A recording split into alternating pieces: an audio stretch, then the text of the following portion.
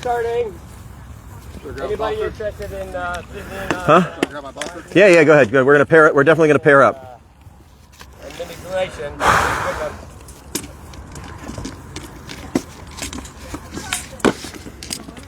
All you got. All right. Come on over.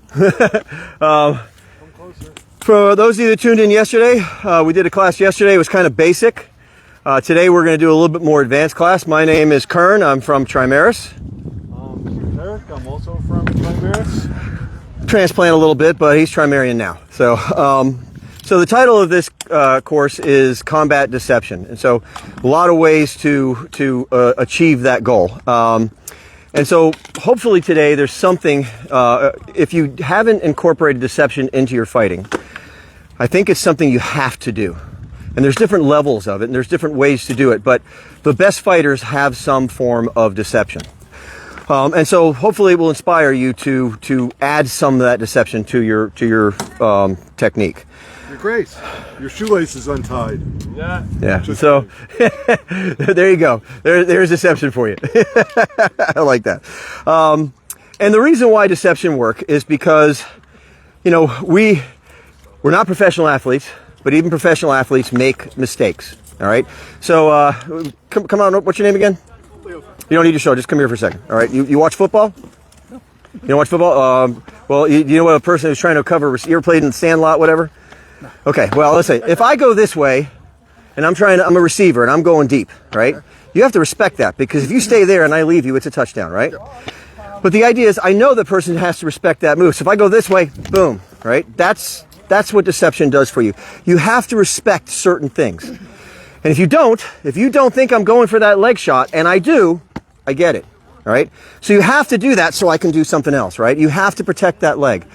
And so it's the reason why deception works, and thank you very much, you'll maybe call on you again, is because there are what are called, I call them universal tendencies. These are things that no matter who you're fighting, they do. So if I'm fighting Teric, and I step this way, okay, he's going to lean that way. He may rotate away. There's different things they could do. What is something else that he could do besides rotate with me? Travel with you. Straddle. He could come in and straddle me. What's another thing? Back up. Back up. Get the heck out of Dodge, right? And that's what we always want to do when we're not ready, right? And the plan is get out of Dodge so we can keep fighting, all right? And that's footwork. But there are times when you can't. So when even the best fighters, even the best cornerbacks make mistakes, and that's why they score touchdowns. Even the best fighters make mistakes, and they train. So if I do something, I pump fake, I'm occasionally going to get it. And occasionally, your opponent is going to do what you want them to do. It's not going to happen that often. But if they do what you want them to do, you better be able to do what you planned. All right? So, and I'm going to talk about how to train for fakes later. But when I train at the Pell, I don't just go up there and practice my motion, whatever. Most of my work right now is making the Pell virtual. If you're a Pell right there, I'm assuming that my opponent is right here when I start the fight, when I'm working on my Pell. And I'm assuming this in this scenario, the person is retreating. So boom, boom, and now I'm in a position, I'm standing where the fight was started, right? But I want the Pell to be as if the person was where I wanted them to be so that I could practice delivering the shot. And that is how you can be successful at maintaining your skill, because I don't get to go to practice as much as I used to. All right, I'm a Pell person. I hit the Pell. I train my footwork. I have a gym. They let me put a Pell inside of it. Giant mirrors. I can tell all my stuff. And if you don't have a mirror, use shadows against the wall, something like that. Work out with a knight who knows what they're doing, who can give you feedback. If you don't have a mirror, because it makes a difference. So anyway, and I want to say this also, that if you live by the fake, you die by the fake. You got to be basics first. You got to have basics. So we said this was an advanced class because we're assuming that you have all the basics. We may use certain terminology. If you don't know the term we use, make sure you ask. We'll explain it. We'll show it. And we can talk terminology later if you want to change my mind. But that's important to know. So parts of a fake. You have to decide what you're going to do. Now, if you're a Zen fighter and you can flow into everything perfectly without much thought, whoa, amazing. I am not. I am a playbook fighter. And I said yesterday I don't really have a plan when I'm fighting against a righty. I kind of do. But I was probably a misunderstanding on my part the way I said it yesterday. But I do have a plan, but I have plays that I do, and I have ways that I set them up. And depending on what I see, it helps me determine what I'm going to do. So the first thing you have to do when you're thinking about a fake is the selection. What do I want to do? All right? And then you have to initiate. This is something you do. You do the first two things. What am I going to do? And then I initiate. The next part is their job. They have to recognize what's going on. If a person is new, they may have no clue what you're doing. First of all, you want to, when you're teaching somebody new, you probably want to practice throwing those fakes because they're going to see them eventually. How advanced and how fast you make those fakes is up to you and who you're training. But they're going to see them eventually. If they don't see them in practice, they're going to be surprised in a tournament, and that's where you want them to, to excel, is in a tournament. Generally, the better the opponent you're facing, the more experienced they are, the more subtle your fake should be. Yeah. And the newer your opponent is, the more obvious your fake should be because they won't even catch the subtlety. Exactly. So the next two parts, I said, you're selecting, you're initiating, and the next two parts are them. Are they recognizing it and responding? If they're not responding, you abort. All right? Maybe they've never seen it, like I said, and you get whatever you're doing just won't work. Perfect example, there's a guy back home who's legally blind. And I'm a fake fighter. I struggled against that guy. He didn't flinch. He didn't do anything you're supposed to do. And a great guy, and he loves fighting. And but I had to just rely on basics, and you got to have the basics first. And so I was talking about universal tendencies versus individual tendencies, just to differentiate between that. What I mean, like I said before, if I do this, he's going to drop down with me. These are things that everybody does. There's a guy back home who, if you throw a flat snap, he does this, all right? And he does it leaning back deep. So he leans back sometimes a little bit too far. So he'll do that, I'll do a whoop, and I just come in and do this. So because I knew what he did, I can adjust my shot just to be a little bit different and take advantage of it. But that's not something you're always going to see. I'll be honest, Rongvalder probed the heck out of me. That didn't sound right. I'm always saying shit like that. Take out. Yeah, okay. Right. Sorry, Ron Valder. Fucking A. Anyway, enjoy that one, guys. But there he is right there. Hopefully you didn't hear what I said. It's all good. We're friends, man. But the point was, he basically did a bunch of stuff, and then I was like, how did you do that? And he says, you did this, and I love teaching that shot now. It's really good. If we talk about fighting lefties, maybe I'll cover it, or I'll ask you to cover it. But it wasn't necessarily a fake, as it was his probing was a fake. It was just a tension idea, and he was able to get a lot of information from it.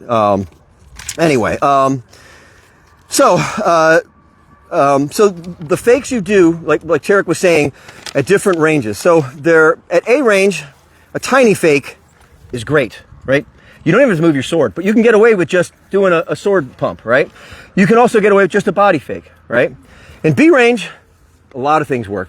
But at C range, and I say a larger fake, I don't necessarily mean like you're going like this, like, here we are, I don't mean that. There's other ways to sell a fake. It's not just going like this, it's this. It's that body drop combined with this. And your eyes. And your eyes. You can use your eyes as well, right? When I throw that shoulder drop flat snap, I always look down. Yeah. And you'd be surprised how many people just look at your eyes and assume you're throwing a leg shot. Exactly. So the idea is, but at C range, technically the fakes have to be a little bit bigger. You have to sell them a little bit more. So if I'm going to do a fake here, I threw a shot against, I can't remember who it was today, but some of you guys call it the cowboy stripper or whatever. But the idea is, I went like this, came here, I had him up here thinking this was nothing. But again, we're not professional fighters. We bite, we react. I threw that shot up here, I pulled it tight so I could get it back so it wouldn't get fouled. Came down offside here, and then whoop, right there. And it worked to a charm, okay? So, that's a big fake from at range. And as you're closing, yes, I'm closing to B range when it's landing, but to make it work, I'm doing this to freeze him, and then wham right there, right? And so there's at C range, the bigger fakes are combined with steps coming in with a little bit of body changing. That's how you can make that fake bigger, all right? So when to fake? You can fake in the middle of a combo. You can fake while retreating. And sometimes faking while retreating is a defensive mechanism. So come in on me. Ready? Like here. and I can freeze my opponent so I can get away. All right, I didn't have anything really. He got me flat-footed, whatever it is, and I just do this, and they're like, "Whoa, something's happening." All right, but it also, when they do that, I'm getting to go first, right? So come in on me, ready? Boom. Okay, now he's responding. I might get a free shot. So when you're retreating, and this is something that you can't do unless you practice it. Get with a partner, have them come in, back away, boom, while you're retreating. All right, so something you can practice on your own. We're not going to practice that one today. If we have time at the end, we will. But it's a really good thing to practice. And I practice in front of the mirror, just backing up and doing that. And that's all it is. So the next thing we're going to do, we're going to talk about the best fake I ever learned and how I modified it. So some of you have heard the term the wavy rising. All right, it's an old term. I was taught by my knight, who was taught by long million years ago, and it's a very prescribed shot. I'm not going to go over the whole wavy rising. It's got too many nuances, but the part that I got of it, and I modified, I kind of compartmentalized, is the body rise leg shot. And this is what we're going to pair up, and we're going to pair up as partners when we do it. So the body rise leg shot, and I one time I took a panorama of the room, and I said, how many people know what the wavy rising is? And they felt like they understood it. And then after we started pairing up and doing some other stuff, I realized that they didn't understand what I was talking about. So we're going to do this even though it's basic, all right? And it's not as easy if you haven't done it before. So the body rise leg shot is the idea of I drop. Do you see it? His natural response, he's dropping with me. I drop, I rise up, I throw, okay? The idea is, boom, it's right there. And so when you pair up with your partner, Teric and I have taught this class before. If you know it's coming, you're going to do you're going to stay down low, right? You're going to retreat. We're assuming that whatever you did to get to that position, your opponent responded the way you intended them to respond, and it worked. And honestly, I hit people today with this shot. I hit this, whenever I fight, I get this shot all the time. So one person is going to be the receiver, and we're going to break it into several parts. It's going to be the drop, the rise, and when you rise, don't rise your sword up, because now I can't get below the shield. It's drop, rise, try to leave your sword down, and throw. Okay? So pair up. We got some boffer swords, and this is the first pairing we're gonna do. And it's three parts. Drop, rise, throw. And your opponent might need to get the rhythm.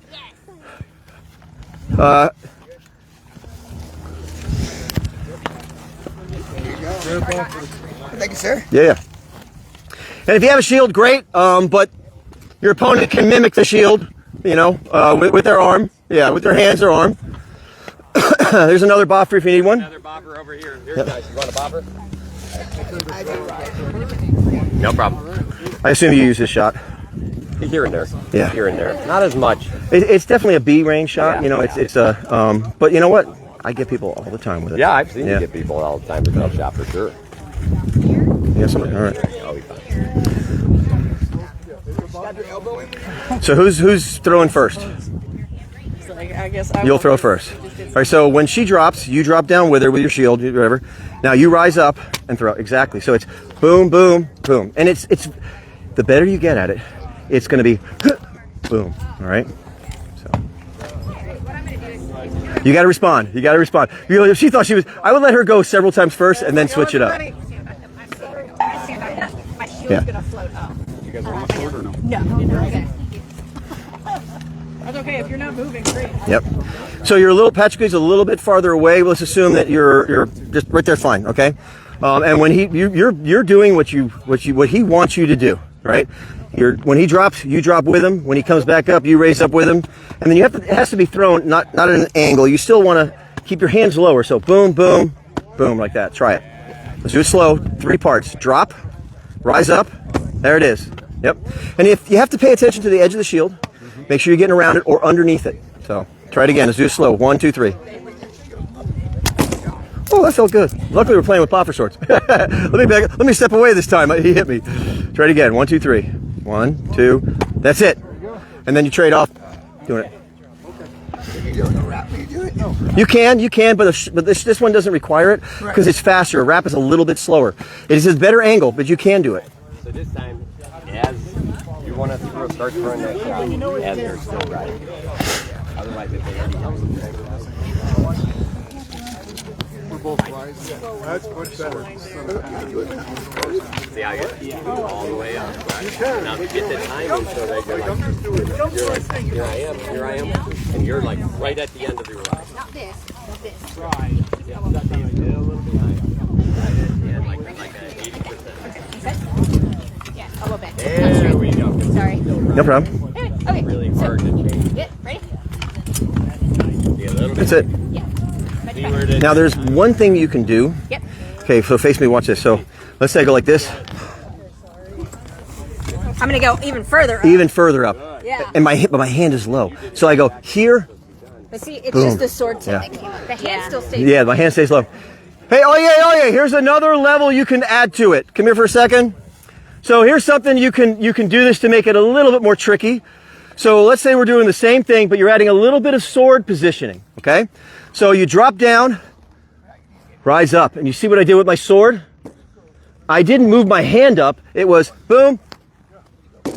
I'm just doing this. And they'll have a tendency, even if I stay down, sometimes they'll rise up. So boom, boom. So that little sword raising it, people go, whoa, the sword's coming up. They raise up with it. And then you throw the leg shot because you're already low. Make sure you get the first part first, but later on you can add that if you want.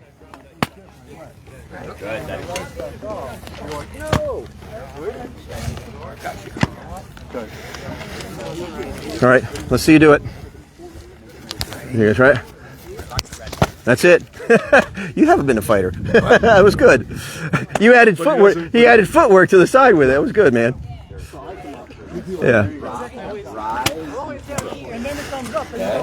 You got it. So, and the idea again is drop, rise, bang. That's it. Good timing. Instead, if I stop, if you stop, you can actually go back down as that sword's going down. So, but what I want to do is just at the end of your rise, I'm throwing that shot because it's hard to change. Yeah, and once you start to move up, you've lost. Right. So you don't have to move up a little bit. All you have to do is just start to move up, and the game's over. And I'm once Because you can't. moving, This is too fast compared to a shield. This will always win. It's too especially my fast. shield going this way already. Yeah, and you can't stop it. It's too much momentum. So go ahead. Yeah.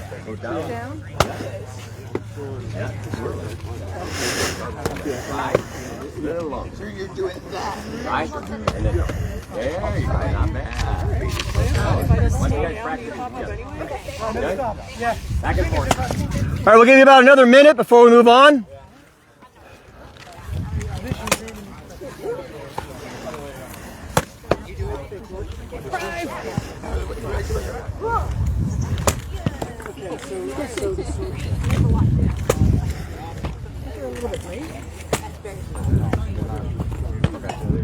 You're waiting a little longer.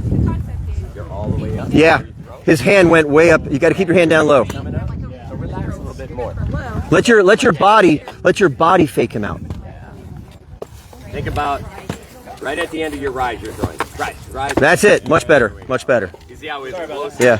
You see how it's closer to these zones? You want to catch them. The first two.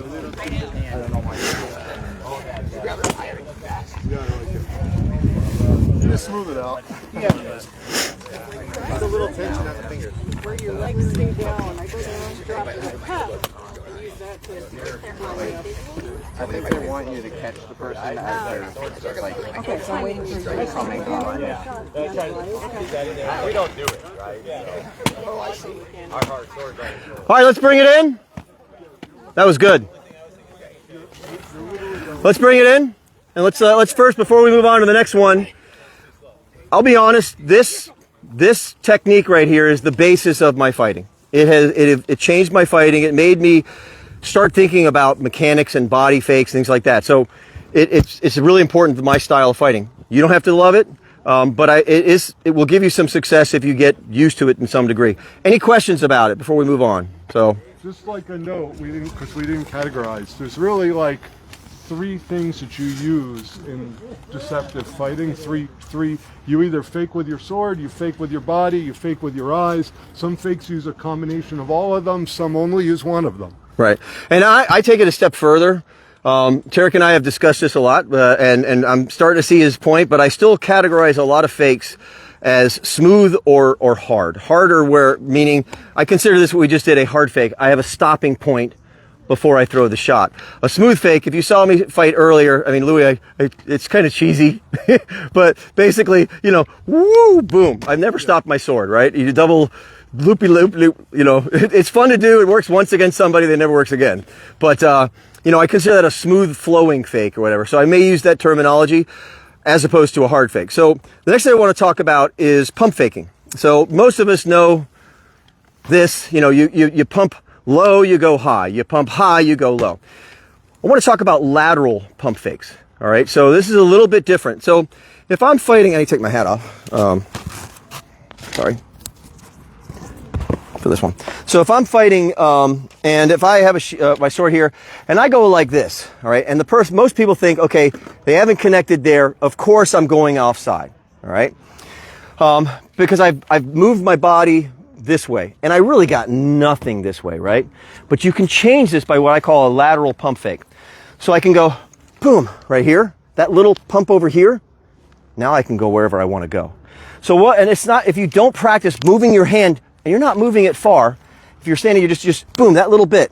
You can put a step with it if you want, but you don't have to. I just want you to practice and keeping your blade. The key thing is keeping your blade in its same orientation. So just take your sword and go boom right there, and then we'll open up that slot. Because what happens is, bam, right? They're going to keep this sword over here, but sometimes they will do what you want them to do, right? So there's practice, and you can make it obvious. Just go boom for right now until you get that motion. Because a lot of times we do this motion in front of our face, and we have a tendency to do this because we're chambering for the offside back cut. This is not intended to be an offside back cut. You still can, because when I fight, if I'm fighting you right there, my sword is always pointing away from my opponent. I know some people like to fight like this. It's a very defensive position. I like my sword pointing away. It's boxer style. I can do whatever I want from here. I can still back cut if I want to. My style is also predicated upon all of my shots initiate from the same position, right? From here, because my hand is up front, I can do this. I can do this. I can do this. I don't have to do a huge hitch to do things like you would if you were in a flat guard or a gunslinger or something like that, or a side guard. Those require you to do stuff to get in a position to throw those shots. I like to hold my hand high. It's just a different style of fighting, you know, but that's just what works for me. So anyway, so let's practice going like this. Your sword in front of you like you do this. And a pump fake, of course, would be down, but we're going laterally. Make your hand come right across your face, right? If you're doing a gunslinger, this is going to be hard, okay? It's going to be hard to do that. But if you're an A-frame fighter like myself, and even if you don't fight A-frame, you may find that someone you're teaching, that may be the best style for them. So knowing how to teach these little things for certain styles is helpful. Have them practice with their shield, because depending on how they hold their shield, right, when you go to do that, right, I have to either move my shield back or... Yeah, okay, good point. A little bit. So when you practice these at home, make sure you have your shield in your normal stance. Like, I can move my sword, I can accomplish the same thing without moving my shield, but I can't go straight laterally across. I kind of have to go on an angle. So figure out what works for you at home with the shield style that you use. And just to play off of that, I've been fighting for 34 years. The number of times I have practiced without, or hit the pel without my shield is because I was traveling, all right? If I have a shield available in my car or my house, whatever, I'm always practicing with a shield. If you don't make that a part of your habit, you're making your training longer. You're becoming, getting good at something. You're making it take longer. You have to learn how to fight around your shield. So, good point. All right, any questions on that? This is just going to take some training, boom, and throw in that Molinet. Really sets up the Molinet nice. You can change the angle if you want after that. That's up to you. But the idea is you set up for this, and when you do it, you can be like, but notice I'm still set up over there. I'm not doing this like I'm coming for a back cut. You can program your opponent, and programming is something we'll talk about. There's different ways to program, but the idea is doing something several times. If you do it too many times, they're going to start to pick up on it. But doing once or twice to see what's going on, to see how they respond, to let them see something so that they're thinking you're going to do the same thing over again and then changing it up. Sometimes it only takes once to program your opponent. So, all right. Any questions about that? That one's pretty simple. It's just good to remember that there's more than just high-low pump fakes. There's just vertical. There's lateral pump fakes as well. What's that? I said end rotation. And rotation. Yeah, yeah. Well, we'll get to that one. That's going to come more when I get to the power stuff. How to throw a fake in the middle of someone's combo. All right. So we're going to pair this one up, and this is something if you have not tried, have not practiced it, you probably won't do it. Okay. So let's say that he throws a shot and I'm blocking, right? This is basically, he throws a shot, I catch it. There, a lot of people when they throw that flat snap, he's going to return. He's going to recover. He's recover with a shield right there. When we throw this flat snap, we're not recovering like this, right? Good fighters, they throw the flat snap, they roll it over into an A-frame, right? We have to assume that our opponents are good, all right? If you're not assuming that, you're making a mistake. And when they're not as good as you, then you'll reap the rewards. But if he throws that shot, I know he's expecting to recover this way, boom, boom. So what I want you to do is practice, let your opponent, we're going to pair up with this one, do the hanging block, boom, and fake it. The idea is trying to do a fake in the middle of a combo is not easy. And if you're not planning for it and you haven't done it repetitively, you're not going to feel comfortable doing it. You're just going to throw that Molinet. The Molinet is the easiest one to block off the hanging guard, right? So now just throw the flat snap, boom, bam, right? He knows it's coming. Yeah. By the way, Even still. When you're training with people, it's real easy to turn down your offense. It's really hard for good fighters to turn down their defense. It's good for two ways. One, you're seeing how hard it is to hit somebody. But two, defense becomes innate. Offense is a little bit more cerebral. Good fighters, their defense is, I have to do this, I have to do that. And your lizard brain takes over, right? Offense, you can be a little bit more, primate if you want to do it. So anyway. That combo a lot depends on whether, if your opponent is a cross blocker, it's going to be really effective. Right. I tend not to cross block that much, so when he does that to me, I'm probably thinking I'm going to block this with my shield and my sword's here anyway. Yeah. So if you have an opponent who doesn't cross block a lot, this fake might not work. Right. But if they tend to always cross block, they're going to open right up for it and get hit in the arm. Right. And this is where a little bit of program can come in. So the first time someone throws that flat snap on you, boom, I come back. The next time, bam, right? So we're going to pair up and we're going to practice. One person, when you pair up with person, don't switch right away. Let one person try the shot several times. After they've worked through whatever is not working, then switch, okay? That way you're responding the way that you want them to do, practicing it, and then you can switch it, okay? Don't just do one, your turn, my turn. Do several of them in a row with each partner, and then switch. So let's pair up and try this one. Pair up with us. All right, so when we're doing this one person is going to be the flat snapper, all right? So you'll be the flat snapper. You're going to throw this, and you're going to do a hanging block, okay? So a hanging block, your hand is up here, and you're just going to do this. Yep, hanging block, yep. From this position, all right, so from this position, she's going to return, right? And you're going to turn the shot over into this. So this hanging position right here, you're just going to turn it over and extend out into a Molinet. That's called a Molinet, right? So from this position, hanging block, you've blocked her snap. She's recovering, you're turning it over into this. That's what they expect, okay? This time, do the same thing, flat snap, return, sorry, flat snap, block, boom, bam. This is just a little pump fake, then back to the offside. This, by the way, when we're fighting, this is called onside, and this is called offside. So when she throws that shot to me, boom, bam, right? She knows she has to cover this, because if she does this and doesn't come back, I'm going to smack her in the face. So she's going to come back into that perfect, well done, boom, but I'm just going to go, bam. Well, that was good, too. Yeah, it's hard to turn off defense, isn't it? It's really hard to turn off defense. Anyway, working through that one. Let's see you do it once. She's going to throw the flat snap, boom. Good start. But I think the problem is you're extending your arm too far out on that extension. So just do the block. Just turn the hand just to here, right?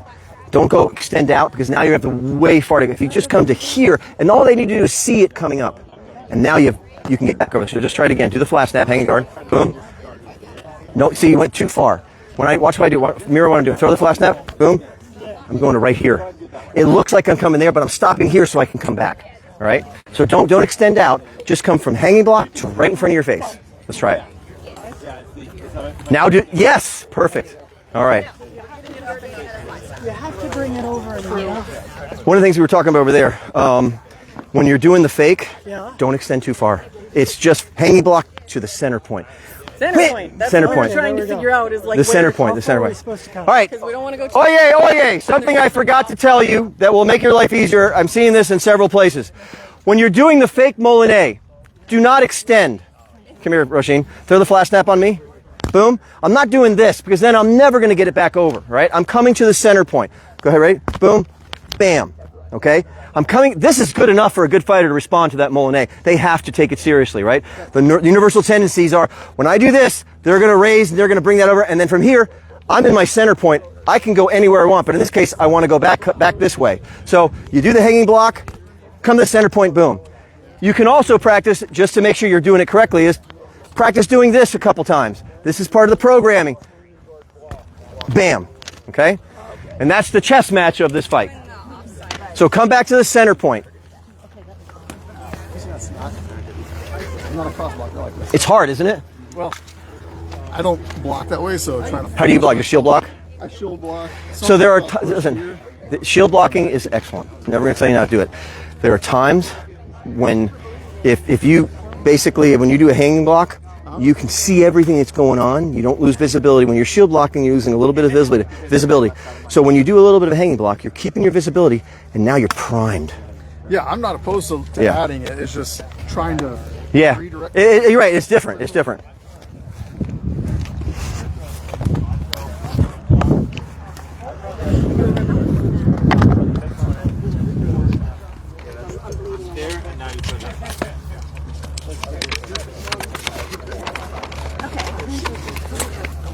Can you show us this again? Yeah, sure. Okay, so who's throwing the flat snap? You're doing the hanging block. So she's throwing the flat snap. Boom. And then if you're throwing the flash snap, you're going to come back. So throw the flash snap on me, or throw the flash snap. Your job is just to return and recover. All right. And now you don't want to recover like that because it'll come straight down. You want to recover after you throw the flash snap. Roll that sword over. So let me show you. Do a hanging guard. Do a hanging guard like this as a hanging guard. When I throw this Molinet, I'm not. If I come like this, you're going to follow my sword in and hit me right down the slot, right? So when I throw this, I'm going to do this, and I'm going to pull my sword back into the A. You roll that sword after you throw the flash snap. Throw the flash snap, roll the sword. Yes, okay? Now when I come down the slot. So from this position, when you do the flash snap, I'm coming to here, right? You're just recovering. If they're throwing a combo, the idea is, look, you're doing boom, bam, bam. I'm stepping with it a lot of times. You'll have to add the step later. But the idea is, from this thing right here, you throw the flash snap, boom, bam, right there. But I'm coming to my center point. I'm coming back to my center point because if I do this, I've committed too far, and I'm never going to get it back before they're able to just go through the side block, right? So here, try it with me. So are you going to throw? I'll do the hanging block. Okay. Boom, bam. Okay. But you knew what I was doing, right? If you didn't know what I was doing, okay. So now this time I'm going to throw the flash snap. You do the hanging block. There. So when you're make it look like a Molinet. What you did was after you did the hanging block, you went like this, okay? Just come to right here. Make it look like you're doing this, right? So practice going from the hanging block to right here. No, don't extend. Come. There's hardly any tension on my sword. Boom, right to there. And I'm staying up as high as I can. I'm not coming too low because that's going to make it harder to come back. I'm going from here to here because I want them to think I'm going up the top, right? So boom, right in front of my face, and now I can come to the side. So I'm going to throw the flash snap. Ready? Let's go slow. Boom. I'm coming back. That's it. Do you see how your hand was higher and you just went to here? Now you can throw anywhere you want. So go ahead. Ready? You throw the flash snap on me. That's an offside. Boom. Well, so I'm throwing the flash snap on you. Okay, I'm throwing the flash snap on you. Ready? Boom. That's it. That's much better. Just don't. It takes a lot of hanging guard, boom, bam. Hanging guard, boom, bam. Make it look. And you can do this. You can go like this. You can even go. So let's throw a flash snap. Bam. Do you see that footwork? Yeah. You add footwork later. I'm selling it because I'm making it look I'm going this way, but I'm coming that way. Yeah. Yep. Can you try one more time? Sure. All right. So I'll throw the flash snap on you. Ready? Boom. Much better. You can do that too if you want. I just like to go up high, but you definitely could do that because now try it with a step. Even if I catch it, Yeah, do you see how deep you got? You know, and now here's the thing is, you didn't really take a step this way. So if you're going to, after you do the, when you come to the center, it's like either just bend that knee so you can come back, or take a little, like just lift your foot and do a half-inch step. So yeah, just that little suddenness, right? And then from that position, but don't sell it with your hand low. It's, my hand stays here so I can do the back cut. Okay, I'm gonna throw the flash net. Ready? Boom. Yes. And I'm aiming for here. Yeah. So it's here. That's all he's doing.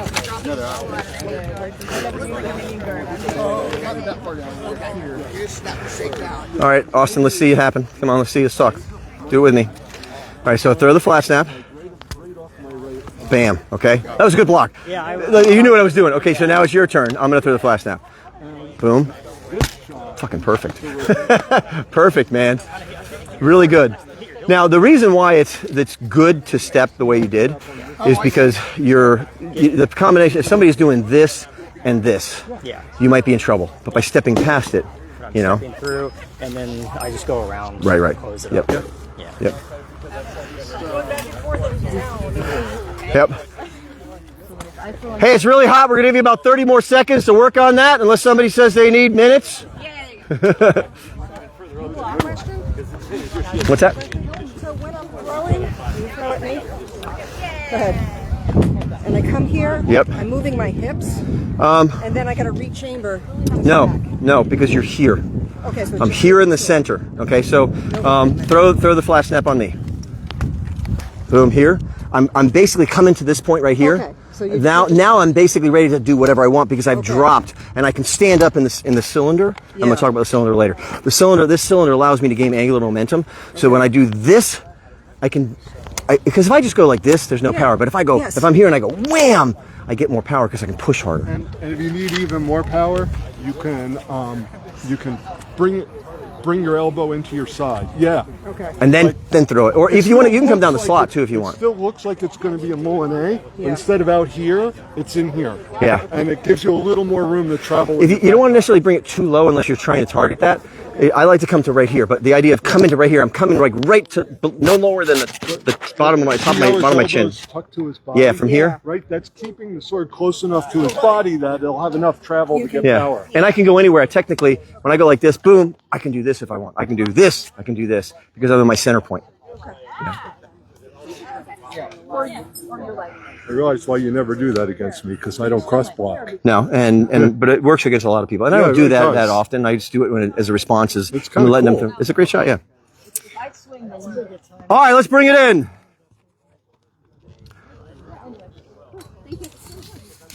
Bring it in, everyone. All right. Any questions about that one? That one definitely going to take some practice, right? The key thing is when you're doing that, after you do a hanging block, and I have to do a lot of hanging blocks because of my shield shoulder. All right. My shield shoulder, when I block low, I can't bring it up as fast, so I do a lot of hanging blocks over here. So I developed that idea of the Molinet following the person in. But coming to that center point, and Teric brought up the idea of getting that elbow in tight. This allows me in that center point, if I really wanted to, I could still come back to the onside. So if he throws the Molinet, I can go here, and if I want to, I can jam that in there. He does the same thing, throw that shot, I block here, come to that center point, I can do that if I want. There's a lot of options because I'm in that center point. The center point gives you the options to go to different places. If your center point is too low, it makes it so that the transition from this position to a high shot is going to take too long to develop, and it's going to be easy to see. The higher your hand, the better in this regard when you're talking a center point fighting. The high hand, listen, when you're going for the leg, you think, well, that's a long way to go. But remember, gravity is on your side when you're throwing the leg shot. You got a little bit of a boost. So, all right. So this is one I do. It's a thrusting, setup to thrust. It's a fake thrust. So I call it like a looping thrust. So the idea is I act like I'm throwing a leg shot. Boom. Okay. But it's this motion right here. You let it rise. The key to this, because I was trying to show Teric this one time, and he's like, it's not working. And the reason why it doesn't work is because if you grip your hand too tight, it'll change the angle. Just like if you're throwing a pendulum. When you're throwing a pendulum, if I grip my sword too tight right here, it's going to raise my sword up and I'm going to hit this way. If I want my sword to hit in here, I have to keep my hand loose because once I tighten my hand, it changes the angle. The same thing on this shot right here. If I'm doing a loop and I point and I start to tighten my hand, it's going to go up like this, and I'm actually going to lose some control. So the way the shot works is you throw it really fast at first, but you let the momentum of the sword bring it up, and you haven't tightened it until the very last second, and you're letting the momentum carry and extend out and thrust. It is a long-range thrusting fake. So I do it at C range. I'm initiating in this way, boom, like that. And it allows you the motion I want you to do right now is just practice acting like you're doing a leg shot, throw it fast, but let the momentum of the sword carry it up. Don't grip it, because when you grip it, it's going to go up like this and you're not going to get it. You have to let the momentum of the sword, and you will take some practice, making sure you don't go up too high, letting the sword and guiding it into your opponent. The last part, of course, is the thrust, depending on the lunge with the step. Depending on how close they are and what they do, you might have to pull your hand a little bit farther back to do the thrust. And this is where I was having trouble, is I was trying to guide it with my arm. If you try and lift up with your arm at all, you're going to shoot over his head or to the side. Yeah, it's just not going to work. Just let the momentum of the sword, let the weight of the sword carry it up, palm down. So, boom, that's it. You can keep your hand low if you want. If you're at a low, so imagine you have a shield, right? If I'm low, if I'm up here, I'm beating the shield. Both of them work. You can also, I'm going to show you this, but you can do this, right? And you can also do to the face. So it's a little bit different, but it's the same concept of that loop. You don't do it all the time. It can be risky. Yeah, there it is, right there. So, and you sell it because you do something like, whoa, boom, and they've rotated with you. But this is where I learned the basis of it. You know, let it rise up. So take your sword right here, imagine you're your guard, okay, and just loop down, okay.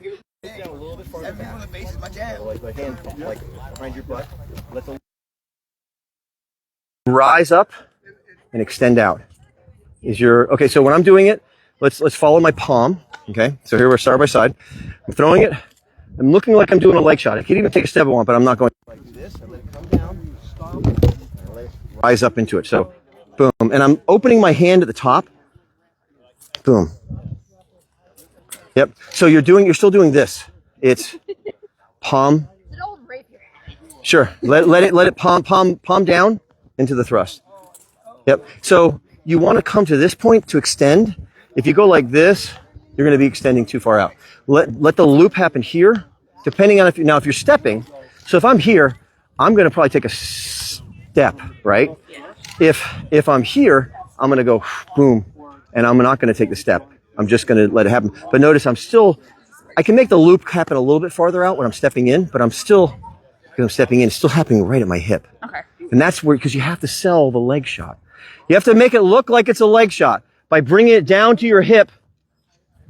Like that. Yep. So what I would do is your loop is fine, but you're still coming up. So if she have a shield right here, you're not gonna beat it. Let the sword. I'm coming palm down and I'm coming over the shield because that little dip. So the idea is, let me get my shield.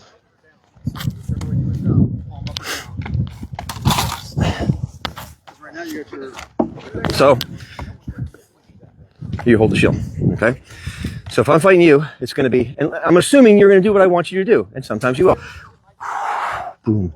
If I come in like this, it's going to, the idea is, and I rise up right into it. So, boom. And notice, even if I'm closer, I'm still letting the loop happen here because that's how I sell the leg, right? And then I let the momentum of the sword, because I'm throwing it hard, wham!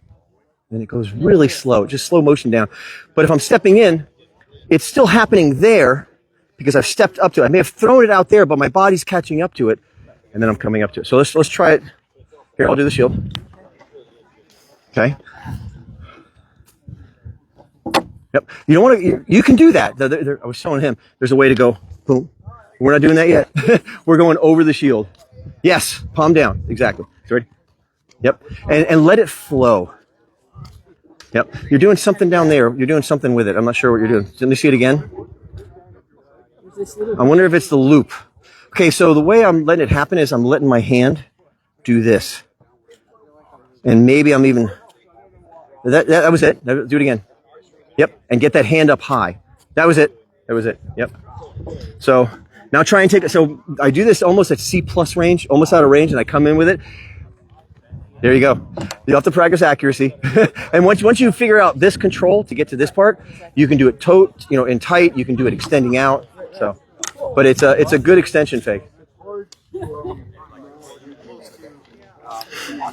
You see me, Austin? He's like, Austin! All right, let's see Austin. Boy, I'm not going there. Bink. Let me see you. Okay, that's different. You're the one. We have taught you that one too. I think you figured it out. I want you to do over the shield. Ready? Yep, that's it. Hold it back. No, you have to. So if you're doing it out here, you have plenty of room to do this, right? If I'm in tight. Yeah. If you tight, you have to pull it back. But regardless what you do, get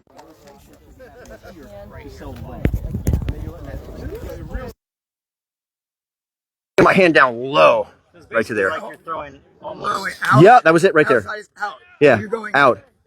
Yep.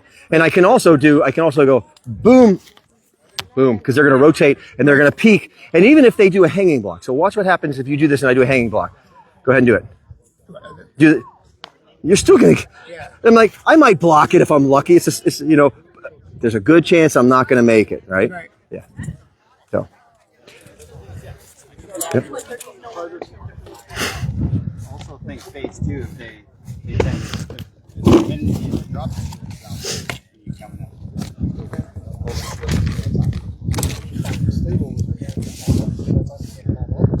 Which is harder to get around a shield.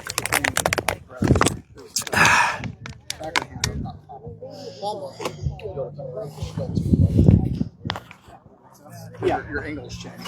So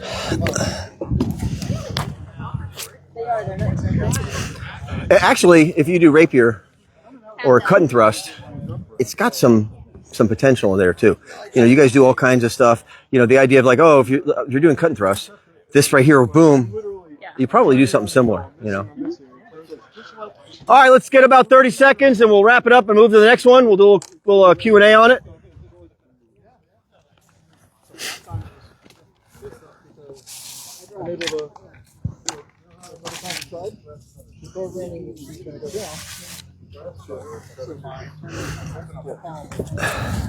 That was good. That was good. That was good too. That was good. The hard part is being able to. Is this a C range shot? It can be. So if I'm here, I don't like to do it at B range because I feel vulnerable. But it's a closing shot to make them go, whoa, that's a big move, right? They see that, they're going to be like, okay, I got to be careful. And they do it, and you get to the point where you do it fast. The faster you can do it. So if I'm fighting, I'm like, boom. Nice block. But did you see how quickly I did that motion? Instinctively, the shield comes down. Yeah. Yeah. Because it looks like it's going to be. But you won't always get that perfect block, will you? Because that's also a lot fatter. That was a damn good block. All right, let's gather around. We're going to try another one. And I know I'm throwing a lot at you because I don't know when I'll get a chance to see you again. At the end, we'll make sure you give you a way to contact us if you have any questions. I want to talk a little bit about programming. All right. There are different ways to program. Let's go into guard. So one of the ways to program is, let's say I throw the offside shot. Boom, but I'm stepping this way, right? Boom, I'm stepping this way. The next time it's boom. I do that motion. I program my opponent to think it's coming offside. But at the same time, I do this, but I don't raise my hand. I do bam, boom, boom, right? And I'm coming. But I'm doing this motion. They have to move and rotate with me. So just a little bit of programming. Another way to programming is with footwork, okay? So I call this setting up shop, okay? Where Leon has been called, and I come in and I look and see what's going on. All right, and I back away. The next time I come in, I look and see what's going on. Maybe I throw a shot, and then I back up. The next time I come in, wham! I program my opponent to think that I'm going to set up shop. And what do? I had somebody say, oh my God, you're the fastest fight I've ever seen. No, I program the person with footwork, and I use that momentum of coming in and faking setting up shop to spring into a shot because I programmed to think it's like, oh, here's where the fight's going to happen, right? So that little bit of footwork programming is going to allow, you come in, set up, make sure you're doing it safely at a good range. Otherwise you're going to get smacked, But, the idea is like, you maybe only have to do it once, You know, depending on the level of the fighter, 3 times you might want to see something else. And if it doesn't work, you're still getting out of dodge, right? So just consider programming your opponent. There's different ways to do it. Throwing that same repetitive shot, boom. And when you're throwing that offside, notice I keep my hand here and I can get, whoops, sorry about that.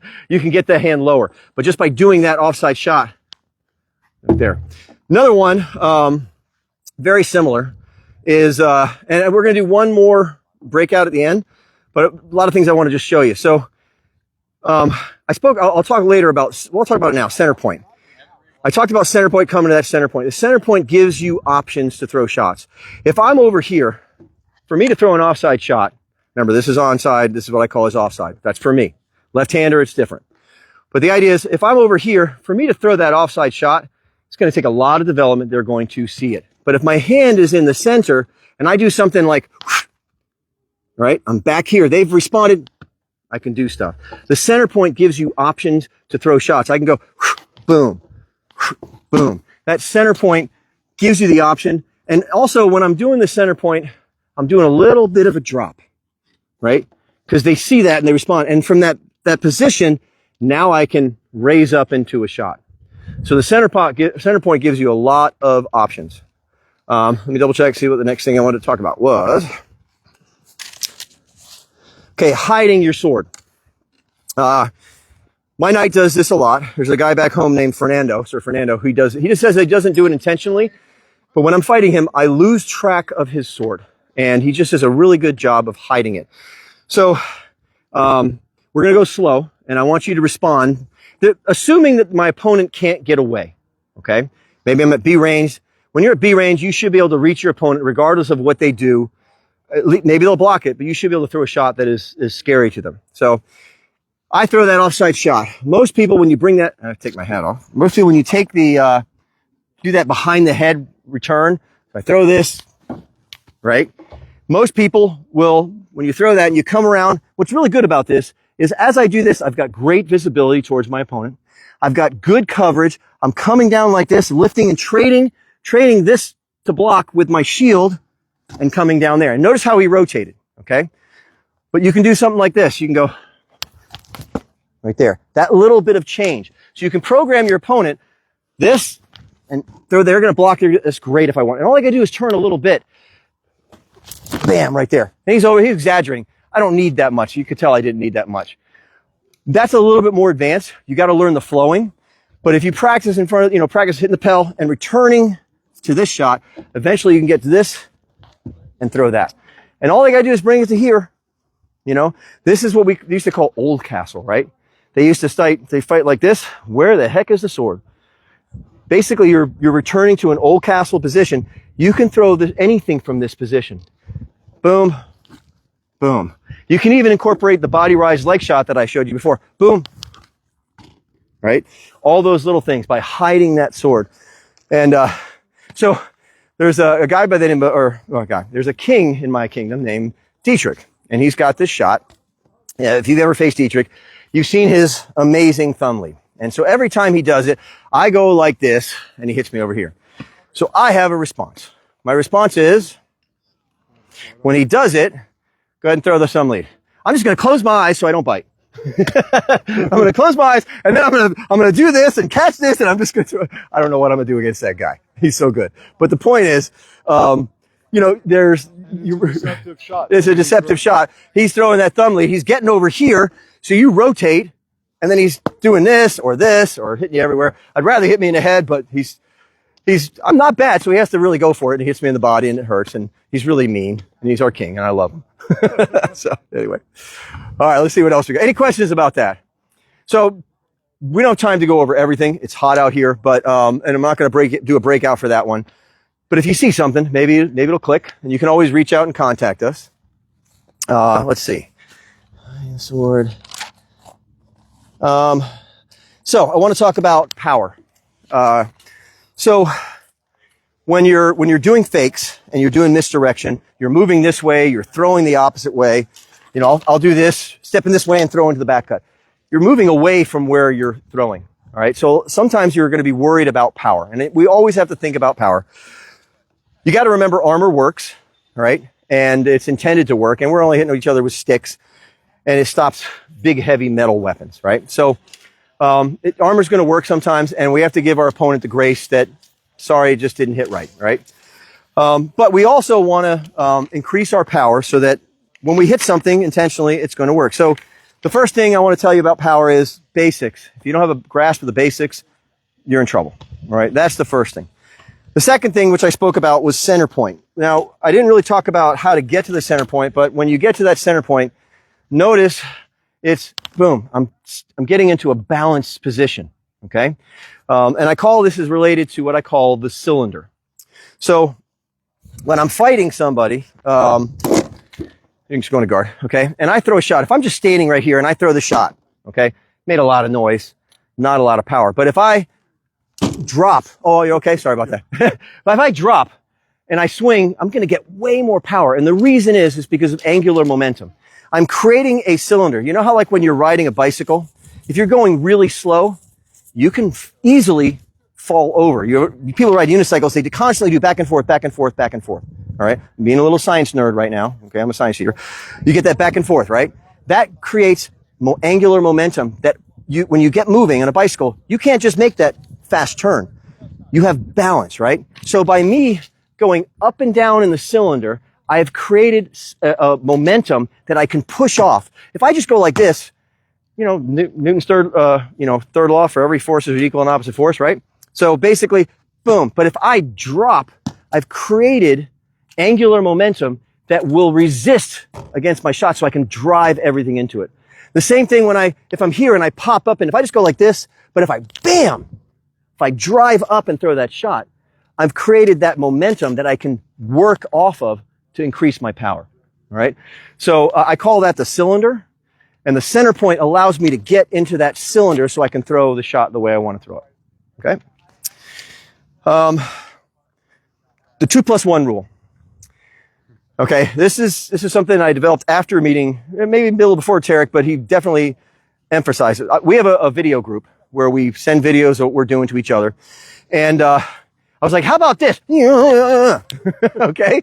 And he's like, yeah, Kurn, that's never going to work. I'm just going to get the heck out of Dodge. All right?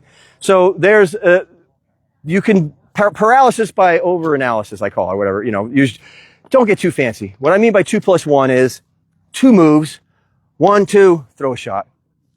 And those are moves. It's not just, you know, I can do pump, step. I can do pump, pump, boom. If you do pump, pump, step, boom, boom, boom, nothing's happening. And you're burning a lot of energy. And you're wasting a lot of energy, right? 2+1, 1, or just 1. 1+1, you know, whatever. But don't get too fancy, all right? And it's kind of everything we're doing is fantasy. I'm going to do this, and my opponent's going to do that. And I just want to reiterate, sometimes they will. Sometimes they will do it. And that's what you're hoping for. So Chuck Norris, if you ever read about Chuck Norris, he watched technique of other fighters.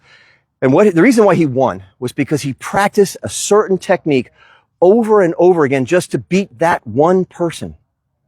And I do that. There's certain people, like that shot I was telling you before when Ari did the hang, his name is Ari. And I've only got him with him once or twice, but he knows it now. He knows that that's something that I can take advantage of. Maybe it'll take him out of his game a little bit, right? Chuck Norris did the same thing. He would focus on one aspect of it over and over again. So there's a shot that Teric taught. Well, I learned it a long time ago, but Teric retaught me correctly. It is called the offside critique. I think I got Louis with it today. You did really well against me. You got the better of me, but I got you once with it. Point what I'm trying to make is, it's basically you're getting angle by throwing it instead of with a Molinet. And the reason why a Molinet is a great shot. But let's say I throw that Molinet. Notice my hand is between me and my opponent's shield. I don't clear it. If I throw the critique, I've cleared it, right? So Teric throws it like this and gets a lot of power, right? Yeah. He basically cranks into it. I struggled with that. I practiced it over and over again, and I morphed it into a snap as opposed to a cut. Mostly because I like A range. Right. He doesn't. And I don't like A range. So but I practiced it. I don't know how many times. I go to hit the Pell every single day. Right? That's just what I do. I believe in the cumulative effect. I hit the Pell every day. I train every day. I'm a pretty boring person. I go to work. I go home. I go to Fuzzy's, get some shrimp tacos. I go to the gym. Okay, pretty boring guy. But I go to the gym every day, and then I go home and watch my YouTube videos and fighting. I'm definitely obsessed. Another point about it may not always work. This is especially relevant when you fight somebody that you've never fought before, like you're out here doing pickup. You fight somebody you have no idea how you fight. If somewhere in the first 3 or so exchanges of the fight, you throw a fake, even if they block it, all of a sudden they start to get much more defensive because they're like, uh-oh, this guy's sneaky. I wonder where to put it. And now they don't know that they can trust when they see a movement that it's going to be the movement they think it is. It puts doubt in their mind. It gives you a little psychological advantage. So throwing a fake or a pump fake or something sneaky really early in the fight, it does something psychologically to make your opponent more defensive. And if you remember from yesterday, Teric talked about the block strike. If I just throw a flat snap, he's going to get me with that. But if I do some type of little move and he responds, he's not going to get me. Right? And in fact, when I first developed it, I got him with it a couple times, and then he came to me afterwards and said, I have to make you go first. Yeah, exactly. So I made him change his fight a little bit just by using a technique. So how to avoid falling for deception shots and tricks and misdirection. So the first thing is control the range. Control the range. That's number one. Okay. So number 2 is develop a jab. My jab is basically a really tight Molinet short boom. I can throw this all day. And if I can do this, maybe the person can't set me up. All right. Now, if they are doing that hanging block, maybe they can. But the idea is develop a jab. It's something you can do effortlessly. You can throw it over and over again. Whatever your jab is, develop a jab that keeps them frosty so they can't maybe set you up. The basics. So let's talk about the best defensive technique I know against a fake fight. So if I'm fighting Teric and if I throw a pump to the leg, boom, okay, his head is wide open. There's no way he's going to keep up with this. This sword is too fast compared to that shield. If I go high, I'm going to get his leg. But watch what he does this time when I throw a pump fake. Okay, well, drop and hide. So, okay, so not that. What I'm saying is keep your visibility, but the idea is if you do it to me and I have my shield and he throws a pump, okay, so we're fighting and he throws a pump fake. Doesn't matter if that was a fake. I'm dropping and hiding behind my shield. I'm covering, because if I try to do this, the game's over. I have lost the game, right? But if I do this, right, I've hid this, I've shrunk behind my shield, I've hid behind my shield, and I'm also in a really good position from here. I can respond, right? So dropping and hiding is one of the best things you can do to not fall for a fake. What you look at your opponent. I never look at my opponent's eyes. All right? Roisin, when you're fighting somebody, what do you look? What do you look? Somewhere around their short shoulder. Okay, I look right there. Because if a person is this way, it's going to be harder to go that way. But the same thing, where their shoulder is, how they're leaning, right? So if a person is over here, unless they're Lucan, right? Gumby arms, Gumby body. But actually the way Lucan does it a little bit different. He tricks you. He's not bending this way. He's bending this way. His footwork. He's getting to this position so he can bend this way and get that. He's probably more flexible than I am, right? But I had a conversation with him. He spoke with me about it. He's basically stepping in and throwing like this. He's just really good at it. He's not doing somehow more, he's probably flexible, but he's not leaning this way as much as he is bending forward and bending sideways. Yep. So, but the dropping and hiding is a good one. And then, don't fall for your person's eyes. I watch torso because everything originates from the torso. I don't want to look at that person's eyes because I've done it before and I've basically looked where he's hitting and then, get you in the head. Don't fall for that.